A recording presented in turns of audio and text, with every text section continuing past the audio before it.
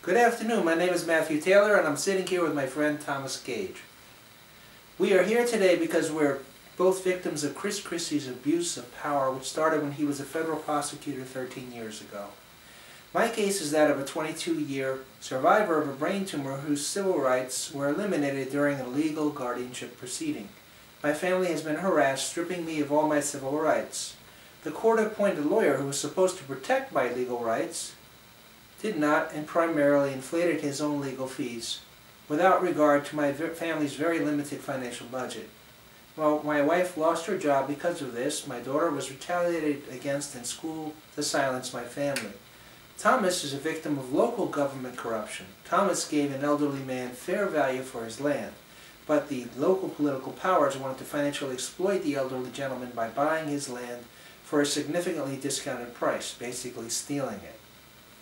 When Thomas tried to develop the land, the politically connected people wanted to retaliate against Thomas and block him from being able to develop the land. As a consequence of Thomas discovering that the politically connected engaged in this illegal activity had violated the federal and state laws for the development of wetlands, Thomas's attempts to develop this property were stonewalled by the politically connected. His application to develop this property disappeared. In both cases, the powers involved wanted to put our families out on the street.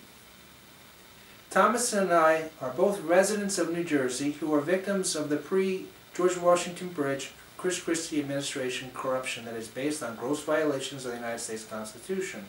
A complete absence of due process, both of our families' lives have been destroyed with excessive economic consequences. This shared suffering of both of our cases highlights how Christie has gained power by violating the rights of individuals in the form of political abuse.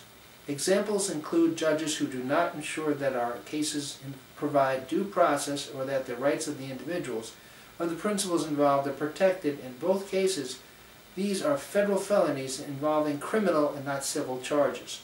Violations of civil rights, violations of the 14th, 4th, and 7th Amendments. In both cases, a New Jersey Special Agent Roy Daniels, who was supposed to coordinate his investigation with the FBI, has not been able to make any progress. Roy Daniels and his partner came to our house where he heard a tape, clear as a bell, where a lawyer said, "Frankly, Mrs. Taylor," in reference to my wife, $15,000 is the price for your husband's guardianship. This is what you need to pay to Donald Vanarelli, the court-appointed lawyer. I consider this to be a case of legal financial extortion. Both of our cases started 14 years ago when Christie was a federal prosecutor out of Newark, New Jersey. Yes, it is true what my friend Matthew said here.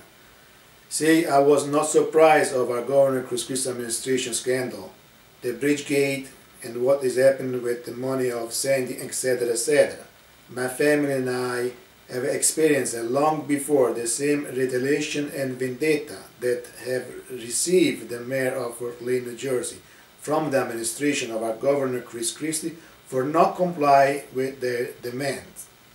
I have filed many cases in the state and federal courts in regard to my case, but the influence of our Governor Christie came and killed and keep killing on my case, in order to not allow me to exercise my 7th Amendment.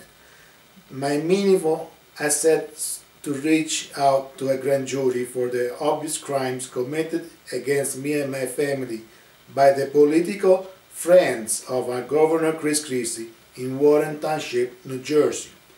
For more information about my case, please go to YouTube and search for one of the many videos called Tyranny Exposed in Somerset County, New Jersey, Gage vs. Warren Township, Somerset, New Jersey, where you will get an idea on what is going on in New Jersey.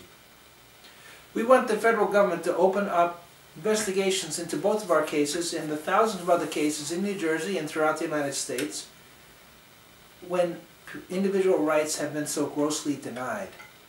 We would like any person living in the United States whose rights have been violated similarly to sign the petition on the link below. By sticking together, we will advance the protection of our individual rights and get the U.S. justice system to again work for us and not against us.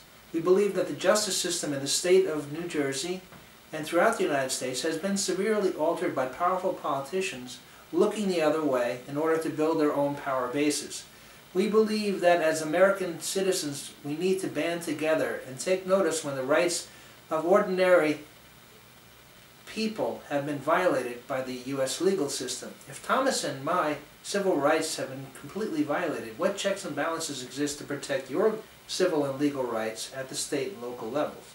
The question remains, what are the levels of protection in place to assist U.S. citizens and anyone living in the United States whose basic legal rights as defined by the U.S. Constitution are compromised at the federal, state, and local level?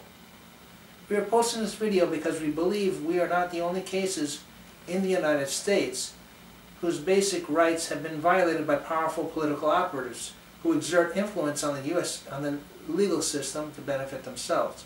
If your rights have been violated by any court system in the United States, then please sign the petition now. I thank you for your attention to this important message. We are also reaching out to the national and New York media outlets for the New York Times, Wall Street Journal, Washington Post, and 60 Minutes CBS. Sincerely seeking justice, Matthew and Mary Ellen Taylor and Thomas Gage. Thank you. Thank you.